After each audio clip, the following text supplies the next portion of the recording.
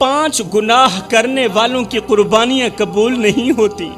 جو لوگ یہ 5 گناہ بڑے فخر اور بڑے شوق سے کرتے ہیں نا، ان کی قربانیاں تو کیا، ان کی نمازیں بھی ان کے منہ پر مار دی جاتی ہیں، قبول نہیں ہوتی۔ ان کی دعائیں آسمان کی طرف اٹھنے سے پہلے ہی ٹھکرا دی جاتی ہیں۔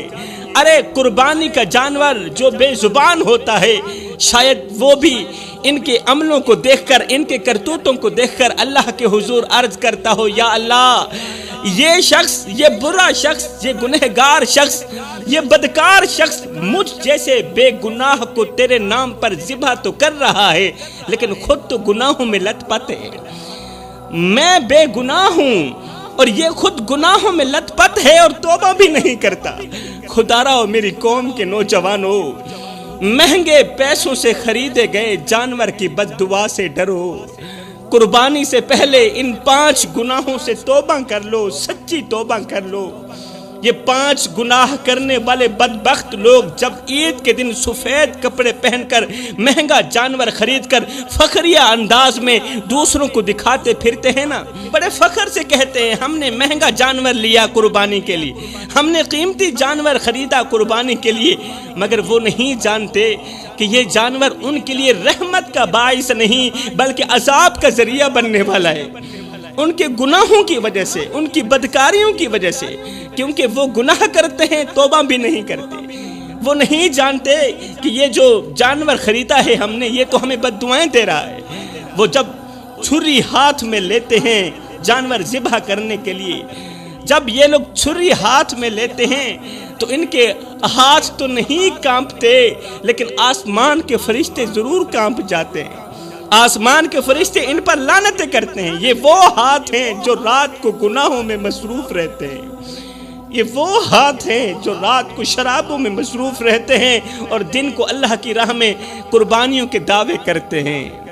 کیا اللہ ایسے دھوکے کو قبول کرے گا؟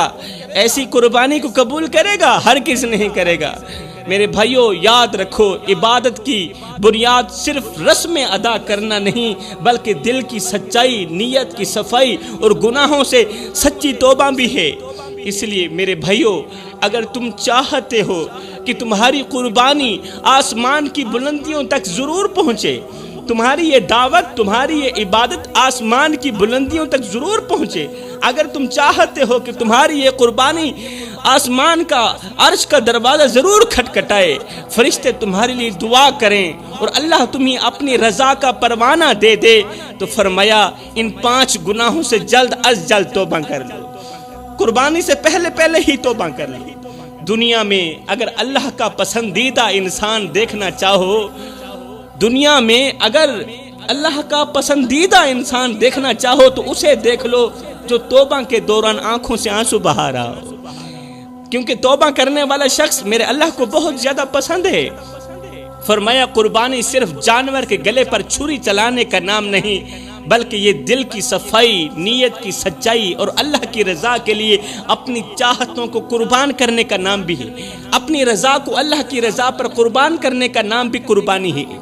جب ایک انسان بازار سے مہنگا ترین جانور خرید کر لے آتا ہے، اس پر زیور چڑھاتا ہے، پھر لوگوں کو دکھا دکھا کر کہتا ہے کہ دیکھو میں نے کیسی قربانی کی، میں نے کتنا مہنگا جانور خریدا، وہ یہ بھول جاتا ہے کہ اللہ کو نہ تو تمہارا جانور چاہیے، اللہ کو نہ تو تمہارا گوشت چاہیے، اللہ کو نہ تو تمہارے جانور کا خون چاہیے، اللہ کو تو تمہارا تقوی چاہیے، اللہ کو تمہاری نیت چاہیے، تمہارے دل کا اخلاص چاہیے۔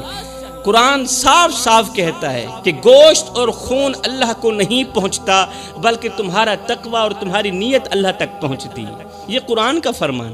اور اگر تمہارے دل میں نیت کی پلیدی بسی ہوئی ہو تو پھر قربانی کے دن تم 1,00,000 جانور ذبح کر لو۔ اگر تمہارے دل میں نیت کی پلیدی بسی ہوئی ہو تو پھر تم قربانی کے دن 1,00,000 جانور ذبح کر لو، وہ تمہارے لیے ثواب نہیں عذاب بن جائیں گے۔ میرے رسول کریم صلی اللہ علیہ وآلہ وسلم نے فرمایا قربانی کا خون زمین پر گرنے سے پہلے اللہ کے ہاں قبول ہو جاتا ہے۔ سبحان اللہ، زمین پر گرنے سے پہلے اللہ کے ہاں قبول ہو جاتا ہے، لیکن یہ اس وقت جب قربانی کرنے والا انسان بھی اللہ کے ہاں قبول ہو، اس وقت قبول ہوتا ہے جب انسان بھی اللہ کے ہاں قبول ہو، تب تمہارے جانور کی قربانی کا خون اللہ کے ہاں قبول ہوگا۔ لیکن جس انسان کی نظریں، قربانی کرنے والے کی نظریں اگر بے حیائی میں لت پت ہوں، جس کے ہاتھوں نے دوسروں کا حق دبایا ہوا ہو، جس کے دل میں حسد، تکبر، غرور، دکھاوا اور حرام مال کی محبت ہو، کیا اس کی قربانی قبول ہو سکتی ہے؟ ہرگز نہیں ہو سکتی میرے بھائیو۔ تم جانور کو تو قربان کر رہے ہو مگر اپنے نفس کو زندہ رکھ رہے ہو۔ تم چھری جانور کی گردن پہ چلا رہے ہو مگر اپنے گناہوں کی گردن بچا رہے ہو۔ سن لو میرے بھائیو، جب تک تم توبہ نہیں کرو گے، جب تک تم ان 5 گناہوں سے باز نہیں آؤ گے جو ابھی میں تمہیں بتانے والا ہوں، تو تمہاری قربانی آسمان کی دہلیز تک نہیں پہنچے گی، تمہارے منہ پر ہی مار دی جائے گی اگر تم ان گناہوں سے توبہ نہیں کر لیتے۔ اب بات کرتے ہیں کہ آخر وہ کون سے گناہ ہیں۔ توجہ کیجئے گا میری قوم کے نوجوانوں، آخر وہ کون سے گناہ ہیں جو ہماری قربانی جیسی عبادت کو قبول نہیں ہونے دیتے؟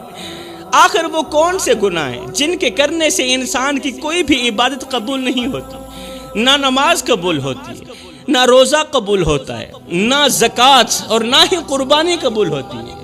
فرمایا ان میں سب سے پہلا اور سب سے خطرناک گناہ ہے شرک۔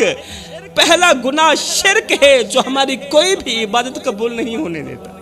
میرے رسول کریم صلی اللہ علیہ وآلہ وسلم نے فرمایا اے صحابہ، سب کچھ کرنا مگر شرک مت کرنا، کیونکہ اگر تم ساری زندگی نیکیاں کرتے رہو، ساری زندگی نمازیں پڑھتے رہو، اور اگر تم ایک لمحے کے لیے بھی اللہ کے ساتھ کسی کو شریک کر دو تو تمہارا سب کچھ برباد ہو جائے گا، تمہاری تمام نیکیاں ضائع ہو جائیں گی۔ فرمایا شرک صرف یہ نہیں کہ تم بتوں کو پوجو، ارے شرک تو یہ بھی ہے کہ رزق اللہ کی جگہ فلاں بندہ بھی دیتا ہے، یہ بھی شرک ہے۔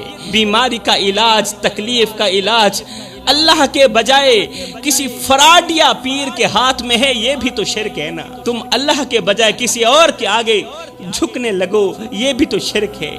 شرک وہ گناہ ہے جس پر اللہ نے خود اعلان جنگ کیا۔ اللہ فرماتا ہے میں ہر گناہ معاف کر دوں گا مگر شرک کو معاف نہیں کروں گا۔ سوچو میرے بھائیو، جس کے لیے معافی کا دروازہ ہی سرے سے بند کر دیا جائے، اس کی عبادت کیسے قبول ہو سکتی ہے؟ جس کا دل شرک میں ڈوبا ہوا ہو، اس کے نوافل، اس کے حج، اس کی نمازیں، اس کے صدقات اور اس کی قربانیاں سب بیکار ہو جاتے ہیں۔ جس کا دل شرک میں ڈوبا ہوا ہو، قربانی عبادت کا حصہ ہے، اور جب اصل عبادت ہی برباد ہو جائے تو تم لاکھ قیمتی جانور ذبح کر دو، وہ صرف گوشت کاٹنے کا عمل رہ جاتا ہے، ثواب کی جگہ گناہ ہی ملتا ہے۔ اور جان لو کہ قیامت کے دن سب سے پہلا سوال توحید کا ہوگا۔ اگر توحید میں ہی کھوٹ نکلی تو باقی تمام اعمال تمہارے چہرے پر ہی مار دیے جائیں گے۔ میرے رسول کریم صلی اللہ علیہ وسلم کا یہ فرمان سن کر ثابت ہوا کہ شرک ایک ایسا گناہ ہے جو ہماری قربانی جیسی عبادت کو بھی ضائع کر سکتا ہے۔ تو جوانوں، پہلا گناہ تو شرک ہو گیا۔ اب بات کرتے ہیں دوسرے گناہ کی جو اللہ کے ہاں ناپسندیدہ گناہ ہے، جو کسی بھی عبادت کو قبول نہیں ہونے دیتا، وہ ہے والدین کی نافرمانی۔ جوانوں، ایک باپ جو ساری زندگی مزدوری کر کے پسینہ بہا کر تمہارے لیے دن رات ایک کرتا رہا، آج وہ بڑھاپے میں تم سے کچھ نہیں مانگتا، بس 2 بول عزت کے مانگتا ہے، مگر تم اسے عزت کے 2 بول سننے کے لیے بھی ترساتے رہتے ہو، عزت کے 2 بول بھی نہیں سناتے۔ تم اس کے احساسات کو مذاق میں اڑا دیتے ہو، تم اس ماں کو جھڑک دیتے ہو جس نے راتوں کو جاگ جاگ کر تمہیں پالا، جو خود بھوکی رہی مگر تمہیں کھلاتی رہی، خود پیاسی رہی مگر تمہیں پلاتی رہی۔ کیا تمہارا اللہ وہی نہیں ہے؟ کیا تمہارا رب وہی نہیں ہے جس نے فرمایا ماں باپ کے آگے اف تک نہ کہنا، نہ انہیں جھڑکنا، نہ انہیں بے عزت کرنا، اور ان سے عزت سے بات کرنا، عزت سے بات کرنا، بے عزت مت کرنا۔ نادانو، جب تمہارا دل بھی اپنے ماں باپ کے لیے نرم نہیں تو تمہارے خون سے بہنے والی قربانی اللہ کو کیسے پسند آئے گی؟ جب تمہارا دل بھی والدین کے لیے نرم نہیں ہے تو اللہ تم پر کیسے رحم کرے گا؟ یاد رکھو، جس کی زبان ماں باپ کو ستاتی ہو اس کی زبان سے نکلی ہوئی بسم اللہ بھی اللہ کے ہاں بے اثر ہو جاتی ہے، پھر بسم اللہ میں بھی برکت نہیں رہتی، اور ایسے لوگوں کے لیے میرے نبی نے فرمایا ان کی عبادتیں برباد ہو جاتی ہیں اور وہ اللہ کی رحمت سے محروم ہو جاتے ہیں۔ کون؟ جو والدین کو دکھ دیتے ہیں، والدین کو درد دیتے ہیں۔ دوسرا گناہ بیان کرتے ہوئے میرے رسول کریم نے فرمایا جو شخص شراب پیتا ہے، جو شخص شراب پیتا ہے اور بے ہوش ہو جاتا ہے اور پھر توبہ بھی نہیں کرتا، بلکہ یہ سمجھتا ہے کہ یہ دنیا تو صرف لذت اٹھانے کے لیے، شراب پینے کے لیے، نشہ کرنے کے لیے، ایسے شخص کی عبادت بھی قبول نہیں ہوتی جب تک یہ شخص پختہ توبہ نہیں کر لیتا۔ جوانو، یہ جو شراب ہے نا، یہ عقل کی قاتل ہے، یہ جو شراب ہے یہ حیا کی قبر ہے، غیرت کا جنازہ ہے اور روح کا زہر ہے۔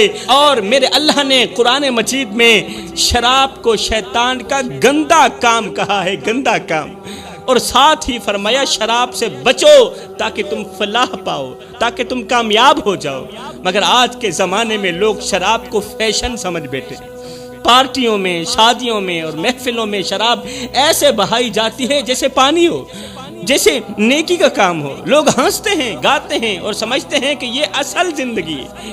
ارے یہ انسانوں کی زندگی نہیں، یہ تو خنزیروں کی زندگی ہے، یہ تو کتوں جیسی زندگی ہے۔ اور جب وہ شرابی لوگ، شراب کو پانی سمجھ کر پینے والے لوگ جب اسی حالت میں قربانی کے لیے جانور خریدتے ہیں تو وہ جانور بھی شرمندہ ہوتا ہے، وہ جانور ان پر لعنت کرتا ہے کہ مجھے وہ شخص ذبح کرے گا جس کو اپنے آپ کا پتہ بھی نہیں۔ جانور ایسے شخص پر افسوس کرتا ہے کہ کاش اس کے ہاتھ میں نہ چڑھتا۔ یاد رکھو میرے بھائیو، شرابی کی دعائیں آسمان کو چھونے سے پہلے ہی مسترد ہو جاتی ہیں، اور اگر شرابی انسان توبہ نہ کرے تو اس کا حال اس خالی بوتل کی طرح ہوتا ہے جو باہر سے تو چمکتی ہے مگر اندر سے کھوکھلی ہوتی ہے، اندر سے بدبودار ہوتی ہے۔ تو فرمایا کہ شرابی کی عبادت بھی قبول نہیں ہوتی جب تک وہ پکی توبہ نہ کر لے۔ اور چوتھا گناہ ہے ظلم کرنا۔ چوتھا گناہ جو ہماری کوئی بھی عبادت قبول نہیں ہونے دیتا وہ ہے ظلم کرنا۔ فرمایا میرے نبی نے کہ ظلم قیامت کے دن اندھیروں میں بدل جائے گا، اور جو شخص کسی کمزور پر ظلم کرتا ہے، ہاتھ اٹھاتا ہے، مارتا ہے، پیٹتا ہے، کسی یتیم کی زمین ہڑپ کرتا ہے، کسی بیوہ کے حق کو مٹی تلے دفن کر دیتا ہے، کسی مزدور کی مزدوری دبا لیتا ہے، یا بہن کی وراثت چھین لیتا ہے، باپ کی وراثت میں سے اسے حصہ نہیں دیتا، وہ اگر لاکھ قربانیاں بھی دے دے، لاکھوں کے لاکھوں جانور ذبح کر دے، وہ سب ظالم کے منہ پر مار دیے جائیں گے، ثواب کی جگہ ایسے شخص کو گناہ ہی ملے گا، وہ چاہے لاکھوں کے لاکھوں جانور ذبح کرے۔ اگر کوئی ظالم ہے، ظلم کرتا ہے تو اسے ثواب نہیں، اسے گناہ ہی ملے گا، کیونکہ اللہ کا ترازو صرف گوشت نہیں تولتا، وہ انصاف بھی تولتا ہے، نیت اور دل کا درد بھی تولتا ہے۔ سنو، ظلم صرف مارنے کا نام نہیں، کسی کی خاموشی چھین لینا بھی ظلم ہے، کسی کے آنسوں کا سبب بن جانا بھی ظلم ہے۔ یاد رکھو، جس نے کسی کا دل توڑا وہ اللہ کی رحمت سے دور ہو گیا، کیونکہ کسی کا دل توڑنا بھی ظلم ہے۔ وہ جو اپنے آپ کو ظالم سمجھ کر سو جاتا ہے وہ نہیں جانتا کہ اس کے آنے والی ساتوں کی ساتوں نسلیں تباہ ہو چکی ہیں، کیونکہ اللہ خاموش نہیں رہتا، بس مہلت ہی دیتا ہے، اور جب وہ مہلت ختم ہو جائے تو ظالم کا غرور مٹی میں ملتا ہوا نظر آتا ہے۔ اس لیے اگر تم نے کبھی کسی کو ستایا ہے، کسی کے آنسوں کی قیمت پر خوشی خریدی ہے، کسی کو نیچا کر کے دکھایا ہے، خود بلندی پر چلے گئے، خود کو دوسروں سے افضل سمجھا، دوسروں کو خود سے کم تر سمجھا، تو یاد رکھو تمہاری قربانی رب کے دربار میں بے قیمت ہے۔ یہ قربانی والی عبادت تب تک قبول نہیں ہوگی جب تک تم لوگ پختہ توبہ نہیں کر لیتے۔ تو فرمایا پانچواں گناہ، آخری گناہ جو کوئی بھی عبادت قبول نہیں ہونے دیتا وہ ہے چغلی، غیبت اور حسد کرنا۔ یہ زبان سے نکلا ایک ایک لفظ وہ زہر ہوتا ہے جو دلوں میں نفرت بھرتا ہے، رشتوں کو جلا دیتا ہے اور اعمال کو راکھ کر دیتا ہے۔ میرے رسول کریم نے فرمایا غیبت کرنا مردہ بھائی کا گوشت کھانے کے برابر ہے، غیبت کرنا اپنے سگے مردہ بھائی کا گوشت کھانے کے برابر ہے۔ اور افسوس آج اگر ہم غور کریں تو ہمارے معاشرے کی عورتیں صبح اٹھتے ہی ساس کی غیبت، شام ہوتے ہی سسر کی چغلی، رات کو شوہر کی برائیاں، اور جب دل چاہا نندوں اور پڑوسیوں کی چغلیاں۔ یہ جو زبان ہے نا، یہ تمہارے لیے عزت کا دروازہ بھی کھول سکتی ہے، اور یہی زبان تمہیں جہنم کی گہرائیوں میں بھی دھکیل سکتی ہے۔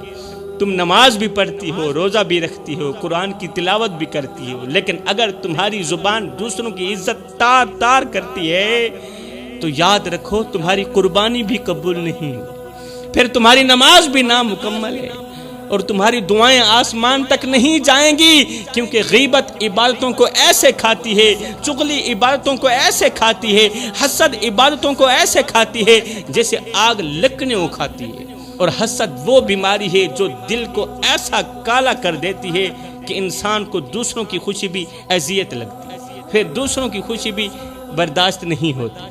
تو یہ ہیں وہ 5 گناہ جو انسان کی کوئی بھی عبادت قبول نہیں ہونے دیتے۔